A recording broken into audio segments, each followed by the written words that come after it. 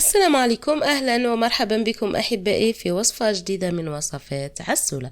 قبل ما نبداو ما ننساوش نصلوا على النبي عليه أفضل الصلاة والسلام. اليوم جبت لكم طريقة تحضير جراتان الباذنجان مع البطاطا وصلصة الطماطم والجبن. روعة، يعني جات مشمخة حتى للداخل كما راكم تلاحظوا معي.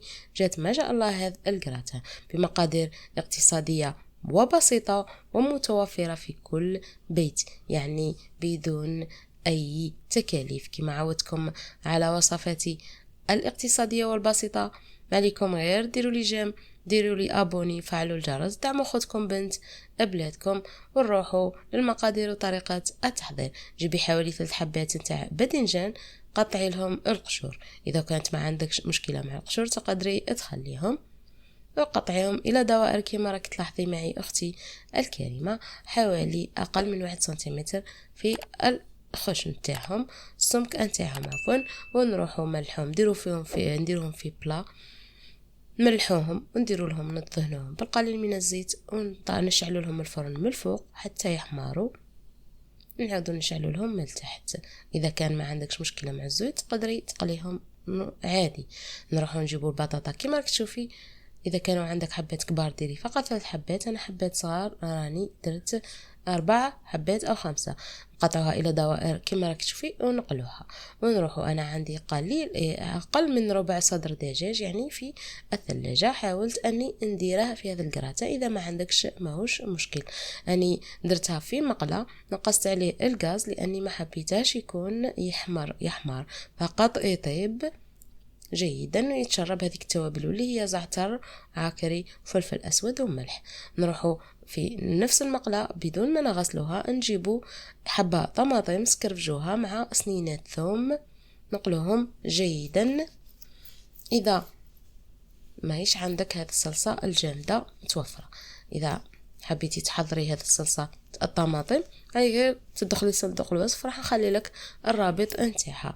هذه الصلصه راه تسلكني في الاوقات الصعبه والضيقه، يعني كي يولي ما عنديش وقت نروح نجبدها مباشره، كي يكون عندي وقت نروح نسكرفش حبه طماطم ونخدمها عادي. ذوبها كما راكي تشوفي راهي واجده، راني جاهزه، راهي فيها كل المكونات، ما نزيد لها ولا شيء. نروح نحطها بجهه. اللحم نتاعنا نفتوه ونرقوه كما دوك تشوفي معي، ونجيبو بلا اللي راح نطيبو فيه يدخل للفور، نفرشو فيه حبات الباذنجان كما راكي تشوفي. شتي الباذنجان كيفاش خرج معنا، ما تشربش الزيت نهائي، يعني هذا الوصفه صحيه. كما نعرفوا الدنجال هو لحم الفقراء كما يقولوا، ويمشي بزاف مع صلصة الطماطم. كل ما كانت هناك صلصة الطماطم يجي هذا الدنجال تاعنا ذوق نتاعه روعة. نديروا له هذيك الصلصة، الدنجال رانا قسمناها الى 2، الصلصة الى 2، وايضا بطاطا الى قسمين، يعني هكذا باش نديروا طبقتين من كل نوع. بعد ما درنا صلصة الطماطم تجيبي تفرشي الجبن نتاعك كما راك تشوفي معي. الجبن هو اللي راح يدير لنا دور الغراء، هو اللي راح يلصق هذه المكونات في بعضهم بعد ما ندخلوا هذا السنيوة في الفرن. نديروا البطاطا نتاعنا ايضا في الطبقة الثانية كما راك تلاحظي معي اختي الكريمة، ونجيبوا اللحم تاعنا ايضا نقسموه الى قسمين كما راك تشوفي، راهي كمية قليلة واستخدمتها فقط. اذا ما عندكش تقدري تستغني عليها، تقدري ديري في مكانها الطون، تقدري ديري في مكانها كاشير، تقدري ديري في مكانها كبده، يعني اي حاجه كانت متوفره عندك من اللحوم. اذا ما كانش عندك تقدري ايضا تستغني عليها، راح يجي طبق تاعك روعه. نروحوا نجيبوا هنا بعد ما درنا اللحم تاعنا نديروا القليل من الصلصه تاع الطماطم كما راك تلاحظي معي اختي الكريمه، ونفرشوها ونديروا فوقها الدنجال تاعنا.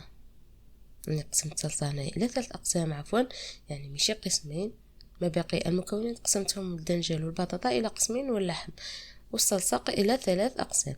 نفرشوا الطبقه الثانيه نتاع الباذنجان، انا درت هنايا الصلصه فوقه وتحته، يعني تحته وفوقه هكذا باش يتشرب مليح هذيك الصلصه. كما نعرفوا الدنجال يحب الطماطم كثيرا، ويجي الذوق تاعها مع الطماطم رائع.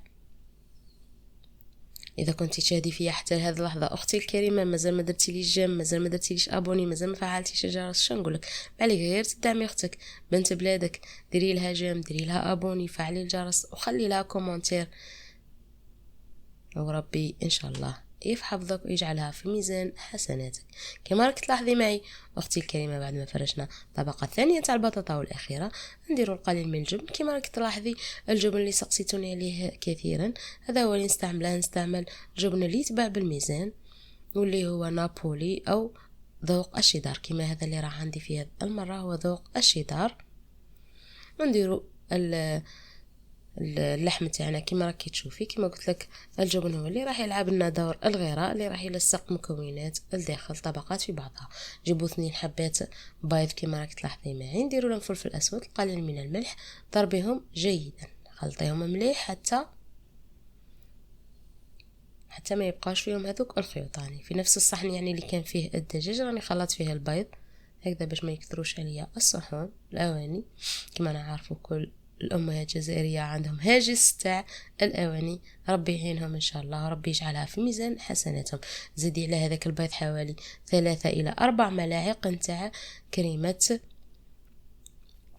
السائله. اذا ما عندكش تقدري تستغني عليها، تقدري ديري في مكانها 3 ملاعق حليب مع نصف ملعقه نتاع فرينه، يعني تخلطيهم بارد في بارد، تضيفيهم مع هذاك البيض وتضيفيهم فوق هذا الجراتان نتاعك. من الفوق نديروا القليل من الجبن باش يعطينا هذاك اللون الاحمر الجميل اللي شفتوه معايا في بدايه الفيديو. ان شاء الله بربي ما نكونش طولت عليكم بالفيديو، ان شاء الله يكونش الفيديو تاعي ممل، ما نكونش كثرت عليكم وطولت عليكم، ان شاء الله نكون لخصت. كما راكم تشوفوا هذه هي النتيجه قدامكم، جا روعه هذا الدنجال، جات روعه هذا الجراتان، ما عليكم غير تجربوها. هذه تصلح انها تكون وجبة فطور مع الحريرة في رمضان، ما عليكم غير جربوها قبل رمضان. إذا عجبتكم اعتمدوها وخلوها دسوها في اليوتيوب تاعكم وخلوها رمضان جربوها. وصلنا نهاية الفيديو، ما عليا غير نقولكم مع السلامة وإلى اللقاء في وصفة جديدة من وصفات عسولة. مع السلامة.